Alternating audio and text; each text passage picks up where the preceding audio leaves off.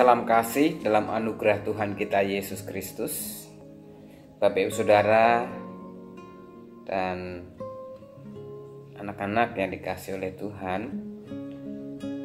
sudah 12 hari kita menjalani tahun 2021 ini.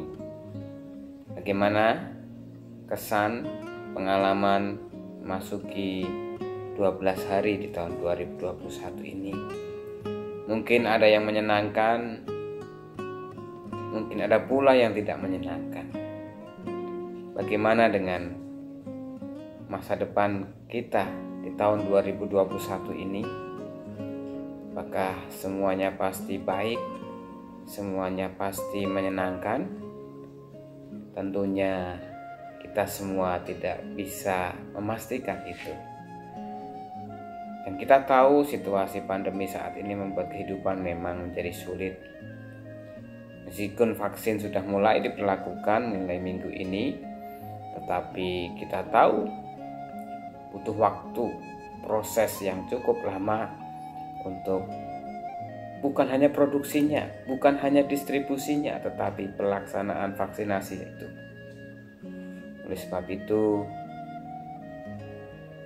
vaksinasi yang dilakukan belum tentu jaminan kesehatan akan segera lebih aman, ekonomi akan segera pulih. Oleh sebab itu kita harus tetap lebih berhati-hati, kita lebih bijaksana mengelola kehidupan, sumber-sumber ekonomi, dan segala sesuatu yang menjadi kebutuhan kita. Namun sebagai orang beriman kita harus tetap yakin dan percaya bahwa apa yang menjadi kebutuhan kita Tuhan senantiasa tahu, dan Dia akan memberikan seturut dengan cara dan waktunya. Yesus pernah mengatakan dalam Lukas pasal 12 ayat yang ke-29 sampai dengan ayat yang ke-31. Saya mau bacakan untuk kita semua ya Bapak Ibu, silahkan boleh disimak. Jadi janganlah kamu mempersoalkan apa yang akan kamu makan atau apa yang akan kamu minum, dan janganlah cemas hatimu. Semua itu dicari bangsa-bangsa di dunia yang tidak mengenal Allah. Akan tetapi Bapamu tahu bahwa kamu memang memerlukannya semua itu. Memerlukan semuanya itu. Tetapi carilah kerajaannya, maka semuanya itu akan ditambahkan juga kepadamu. Bapak Ibu dan Saudara yang dikasihi oleh Tuhan, kita tahu bahwa situasi saat ini memang tidak mudah. Namun demikian kita harus lebih tahu dan harus lebih yakin bahwa Tuhan tahu apa yang menjadi kebutuhan kita. Dalam perikop ini Bapak Saudara, kalau kita baca secara keseluruhan, Yesus menjelaskan kepada para muridnya dan orang-orang yang pada saat itu hadir dalam pengajarannya, bagaimana pemeliharaan Allah itu sungguh nyata. Yesus menggunakan dua perumpamaan tentang buruh yang tidak pernah menabur, yang tidak pernah menanam, tetapi mereka tetap dipeliharakan oleh Tuhan. Demikian juga bunga bakung yang tidak memintal dan tidak menenun kain, tapi memiliki rupa dan warna yang begitu indah dan luar biasa, melebihi dari pakaian Salomo. Kalau kita mendengar kata Salomo adalah seorang raja besar Israel, raja ketiga ya, anak Daud, yang memiliki harta kekayaan yang sangat melimpah. Bajunya tentu baju yang sangat mewah dan indah. Tapi Yesus mengatakan bahwa bajunya Salomo yang mewah dan indah pun tidak melebihi keindahan dari bunga bakung yang mereka, maksudnya bunga bakung itu tidak pernah menenun ataupun dia memintal benang menjadi sebuah pakaian yang indah. Bapak Ibu dan Saudara yang dikasihi oleh Tuhan, Yesus mau mengatakan memang tentang makanan, minuman, pakaian bisa membuat kita menjadi cemas. Tapi janganlah kecemasan menguasai kita. Kenapa? Karena hidup kita ada dalam pemeliharaan Tuhan.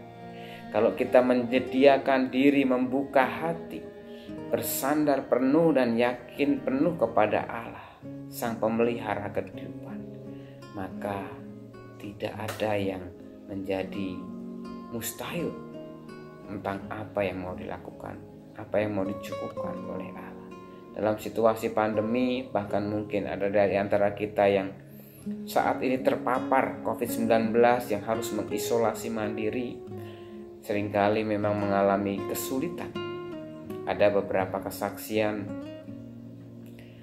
orang, keluarga yang menceritakan ketika mereka harus mengisolasi mandiri, ada banyak makanan datang dari mana-mana. Mereka tidak tahu bahkan siapa yang mengirimkan makanan itu, tapi mereka meyakini bahwa itulah cara Tuhan memelihara, itulah cara Tuhan menolong, itulah cara Tuhan mencukupkan mereka yang dalam keadaan kesulitan. Biaya untuk perawatan juga tentu tidak sedikit. Sekarang tidak semuanya ditanggung oleh pemerintah para korban COVID-19. Oleh sebab itu perlu menjadi perhatian kita bersama, Bapak Saudara. Barangkali ada saudara, sahabat keluarga kita yang dalam kondisi terpapar, berikanlah perhatian, berikanlah atensi, bahkan mungkin bila memerlukan dukungan, berikanlah dukungan. Kenapa, Saudara? Karena dengan demikian kita pun sedang dipakai oleh Allah menjadi pemelihara kehidupan, menyatakan bahwa Allah tetap hadir dan berkarya bagi saudara-saudara kita yang sedang mengalami kesulitan. Dan dengan demikian firman Tuhan ini terus akan menjadi hidup bagi orang-orang yang sedang mengalami kesulitan, orang-orang yang membutuhkan uluran tangan Tuhan. Bersyukurlah dan berbahagialah kalau di antara kita bukan hanya merasakan pemeliharaan Tuhan, tetapi hidup kita, karya kita menjadi cara Tuhan memelihara kehidupan umat-Nya. Mari kita berdoa. Bapa di surga, terima kasih kalau pada hari ini kami kembali diingatkan bahwa Engkau adalah pemelihara kehidupan manusia.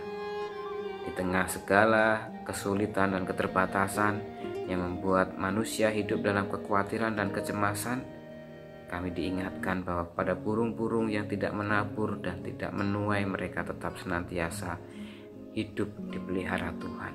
Demikian pula bunga bakung di taman yang tidak menenun dan tidak memintal, keindahannya melebihi dari keindahan pakaian Salomo. Ajar kami untuk terus senantiasa bersandar kepada Tuhan. Engkau tahu yang kami butuhkan, Engkau tahu yang kami perlukan. Lebih jauh daripada itu, kami rindu juga Tuhan dengan segala berkat dan keberadaan diri kami. Kami rindu juga boleh dipakai oleh Tuhan untuk menyatakan kasih Tuhan, pemeliharaan Tuhan bagi orang-orang yang membutuhkan.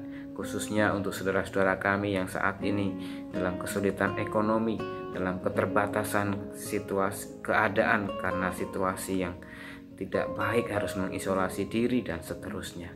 Tuhan tolong kami. Demi Kristus Yesus kami berdoa. Amin.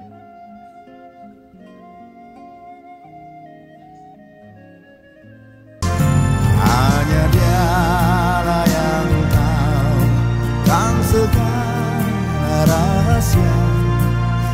Tiada ku takutkan kuasa gelap, masa yang datang tak jelas, tapi ini terang bagiku, tangan